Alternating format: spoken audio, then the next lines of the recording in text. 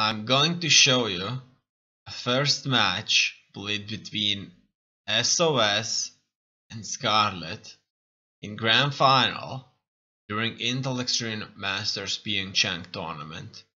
Year is 2018. s0s is on the left, Scarlett is on the right. They're playing at IEM Season 12 PyeongChang.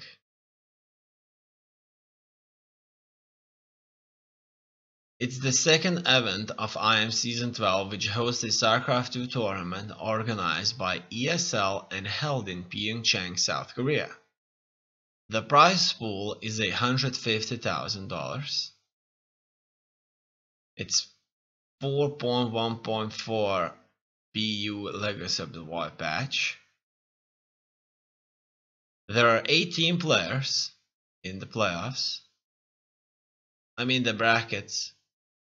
5 Protoss, 4 Terran, and 9 Zerg. So, as you can already notice, the Zerg was the dominant race. The maps are as follows: Abiogenesis, Acid Plant, Backwater, Blackpink, Catalyst, Eastwatch, Neon Violet Square.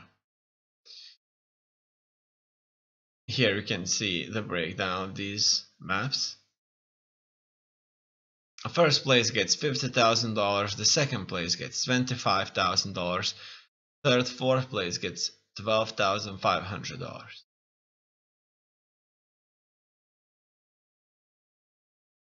You can also take a look at the participants. I'm going to show you this match right here, Scarlett versus s0s. And as we already can see, Scarlett has won decisively. You can also learn about racial statistics and map statistics. At any point you can stop the video and take a closer look. You can watch some of these matches from the tournament at AndYouLeftTHeGame YouTube channel. You can find the channel by typing AndYouLeftTHeGame into YouTube search bar. And if you come up with a YouTube channel without blank space, click on it and it will take you straight to the channel. If for any reason you ended up with a search result that has AndYouLeftTHeGame with blank spaces in it, click on it, go on to the featured channel section and click on AndYouLeftTHeGame. It will take you straight to the main channel right there.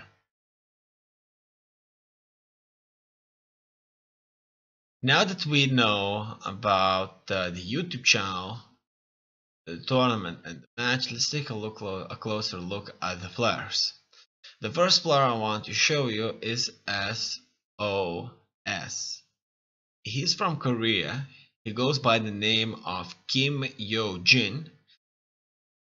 He plays Protoss. He had many alternative nicknames and alternative ID.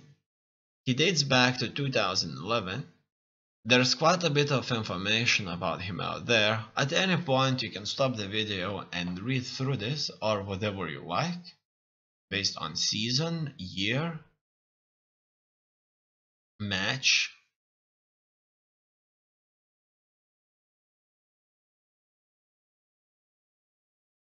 As you can see, he made over $500,000 playing Starcraft 2. So it means that his legacy goes far and wide.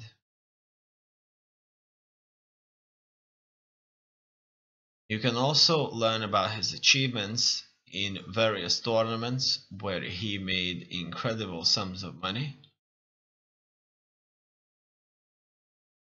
Championships. You can read about him in interviews. You can also take a look at his pictures in the gallery. His opponent is Scarlett. She's a Zerg player from Canada. She goes by the name of Sasha Hostin. She had many alternative IDs and many alternative nicknames. She made over $250,000 playing Starcraft 2, and as you can already see, she dates back to Hearts of the Swarm expansion, so that's pretty much the very beginning.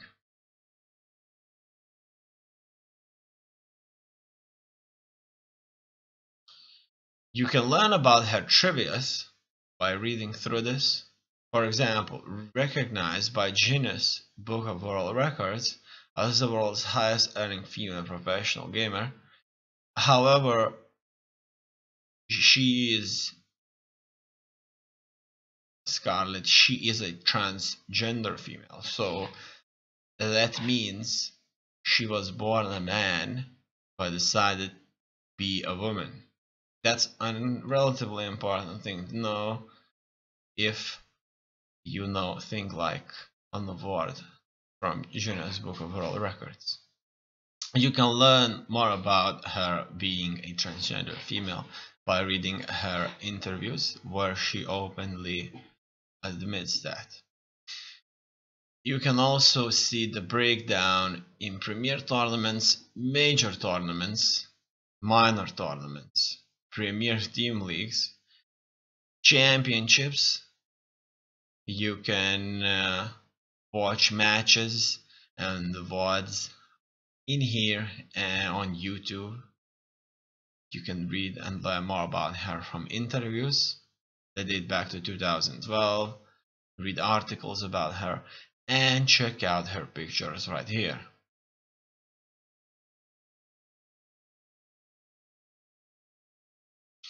Now that we know about the players, YouTube channel, the tournament, match, let's go to the game.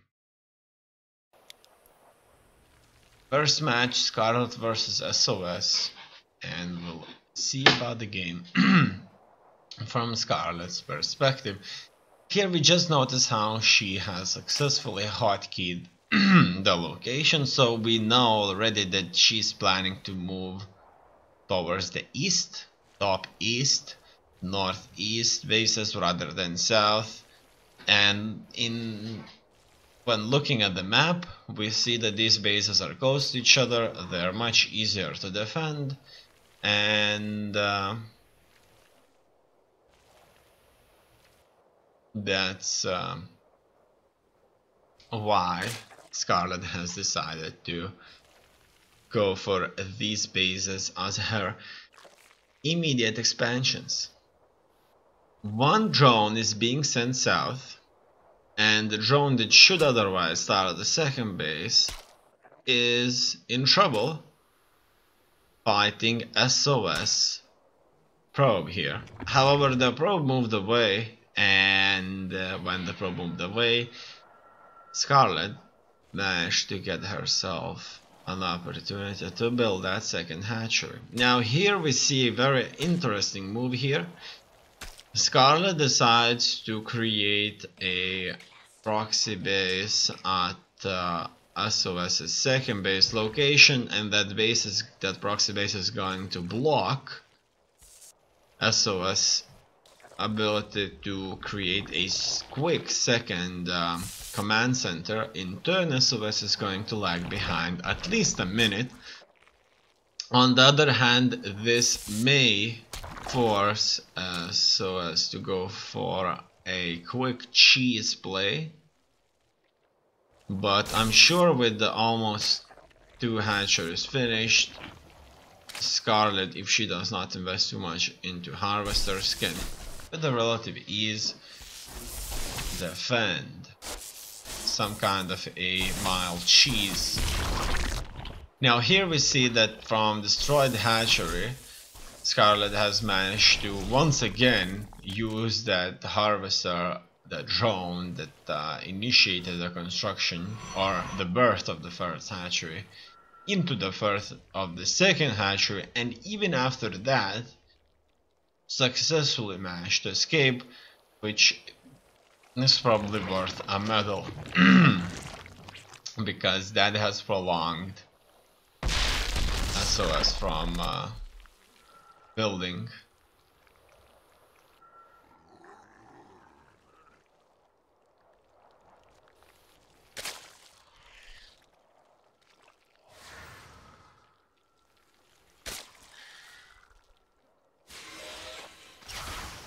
Second nexus. Here we see that s0s went for a counterattack, relatively quick counterattack, consisting of 2 zealots and an adept. Obviously this tests Scarlett's defenses to some extent. Also s0s learns a few things about Scarlett's playstyle in terms of the tactic she has chosen, and we see that Scarlett is going for an economy play where she's going to build up first of all 2 bases, and from here she's going to start.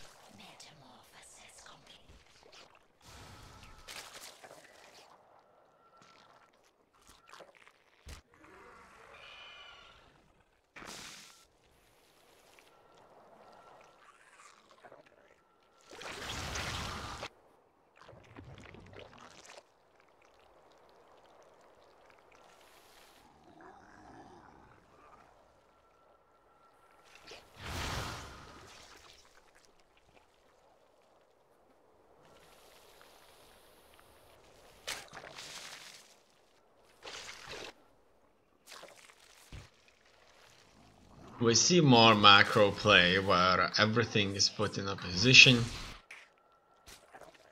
for further expansions. Very few troops are being built by either side. Obviously that's the way it should be at only 4 minutes. Here, unsuccessful enough,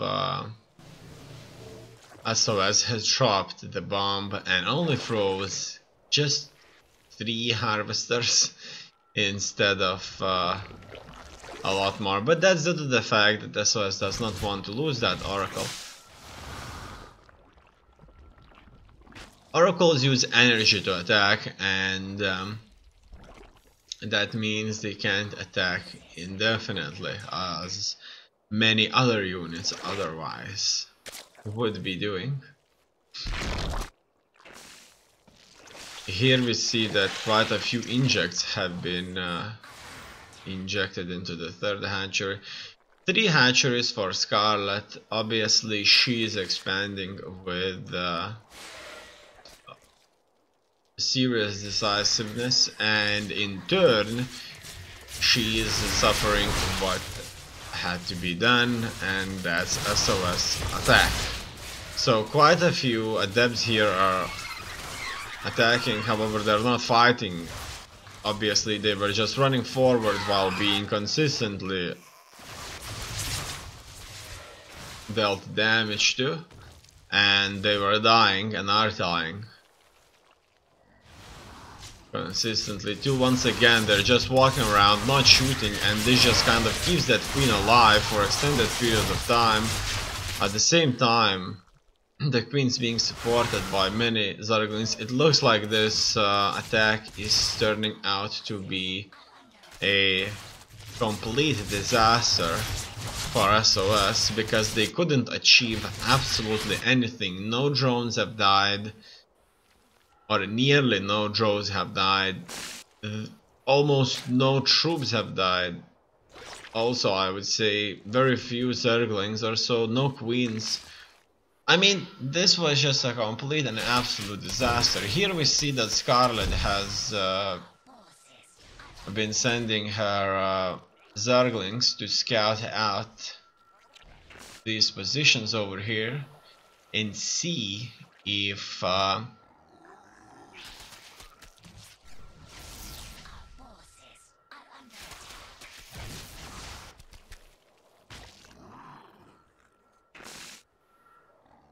s0s is up to something. However, nothing can be seen besides a few troops held by the Protoss player. And finally, something serious has been scouted. As you can see, the third base is already operational.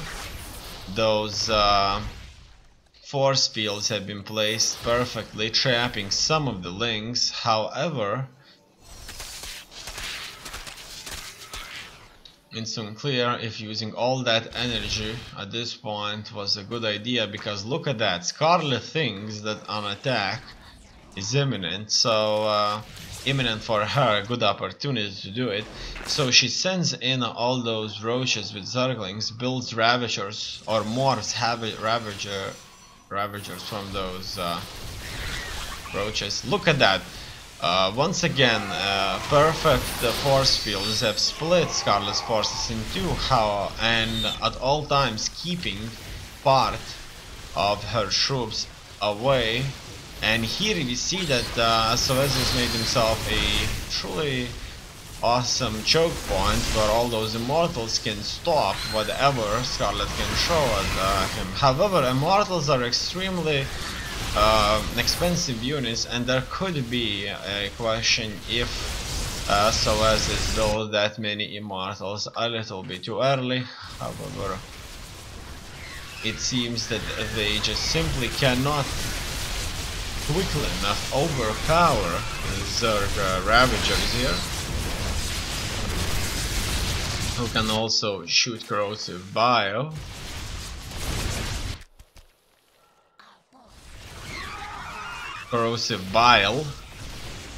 And deal extra damage. In any case, it looks like consistent production of immortals did eventually stop the Zerg from total and complete annihilation of the third base.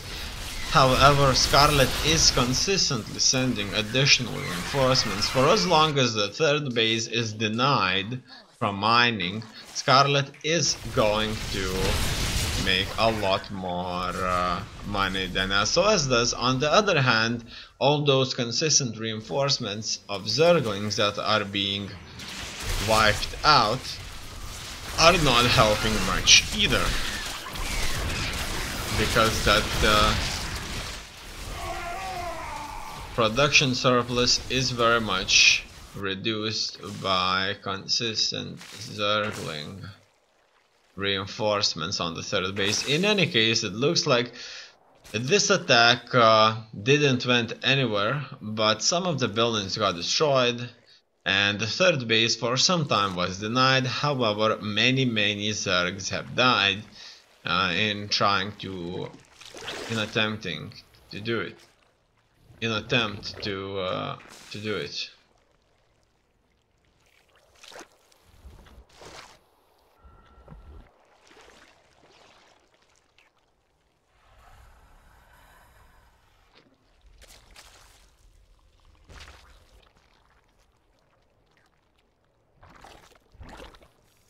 Furthermore, Scarlett went for a fourth base and even the fifth base that has not yet been constructed but got planned. In any case, it looks like the fifth base is on its way. Hydralisks are making up the backbone of the army, so the transition into Hydralisks has taken place, and the army is going to be a lot more tougher. It's 11 minutes and 5 bases, Hydralisks. It looks like Scarlett does have a serious advantage. In any case, we see a drop, but that's a very meager drop, and only 3 zealots are not going to achieve anything really if there's a sudden reinforcements. If there are sudden reinforcements available.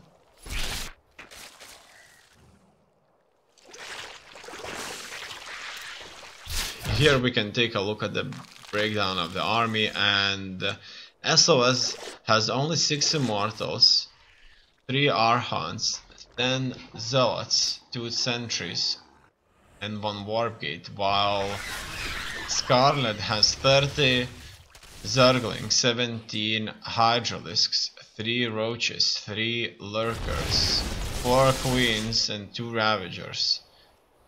Obviously, that's going to be just enough for the Zerg player Scarlett to defeat Protoss player s0s in the upcoming attack, if nothing changes. Protoss has 130, 128 supply, while the Zerg has 195 supply at this point, after the first skirmish. And it looks like the Protoss player is not engaging. Zerglings are pouring into the mineral line, attacking all those harvesters. Lurkers are attacking Archons. It looks like it's a complete and absolute disaster for the Protoss player. Very few troops. The surround is not working due to lowered numbers on the front line. It seems that it has been a decisive victory for Scarlett. She has successfully expanded and built herself a full 200 supply force before attacking. She had 2 upgrades for plus 2 upgrade for attack, and while s0s had plus 1 for attack, and without a third base and a full army, s0s decides to GG out. It's 1-0 and Scarlett is in the lead.